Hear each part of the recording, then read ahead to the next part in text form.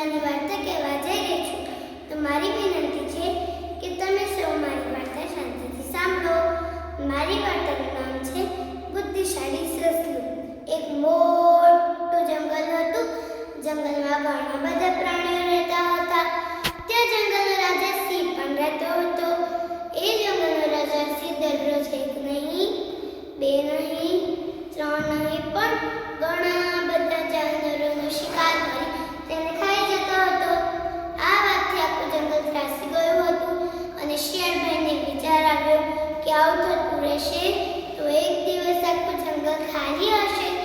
પછી શિયાળભાઈએ સભા બોલાવવાનું નક્કી કર્યું. પછી શિયાળભાઈએ બધાને એક જગ્યાએ ભેગા કરી સભા બોલાવી.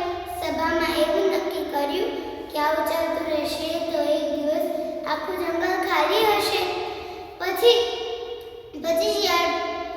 બધા પ્રાણીઓમાંથી રીત સાગણાઈ શિયાળભાઈને બોલી કે શિયાળભાઈ, તમારી પાસે કોઈ ઉપાય હોય તો તમે જ કહો.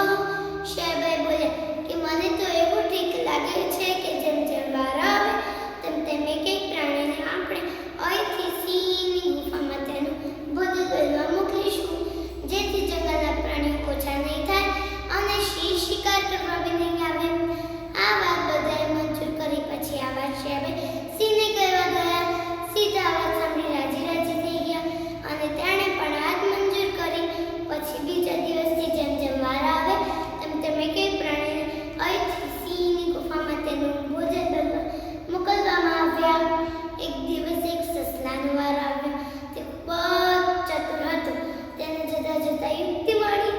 તે યુક્તિને મુતાબિક ધીમે ધીમે ચાલતો સિંહની ગુફામાં જાણે જોઈ બહુ મોડો પહોંચ્યો અને સિંહ તો તેને જોઈ ખૂબ જ ગુસ્સે થયો અને તેને કહેવા લાગ્યો, એ મૂર્ખ સસલા, આટલો મોડો કેમ આવ્યો? સસલું કહે, મારા મહારાજા, અલ્પ ગુસ્સે ન થા. તેના મારી વાત શાંતિથી સાંભળો. મને રસ્તામાં તમારા જેવો એક મોટો સિંહ મળ્યો હતો.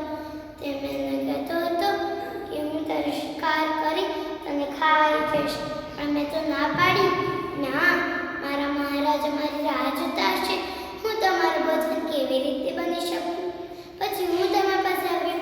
સિંહ તો આ વાત સાંભળી ખૂબ જ ગુસ્સે થયો અને તેને કહેવા લાગ્યો કે કોણ છે મૂર્ખ સિંહ? ચાલ લઈ જા મને એની પાસે. સસલું સિંહને દૂર ઊંડા કૂવા પાસે લઈ ગયું અને તેને કહેવા લાગ્યો, આ મૂર્ખ સિંહ તો અહીંયા બહાર જ ઊભો હતો. તમને તેને બીક લાગી એટલે કૂવાની અંદર જે દર છે એના અંદર સંતાઈ ગયો છે. સિંહ અંદર જોયું એટલે તેને સાવ પાણીમાં પોતાનું પ્રતિબિંબ દેખાયું અને તેણે પોતાના પ્રતિબિંબને બીજું સિંહ માની બેઠો અને અંદર જઈને ત્રાડ પાડી બોલ્યો, એ મૂર્ખ સિંહ, બહાર નીકળ.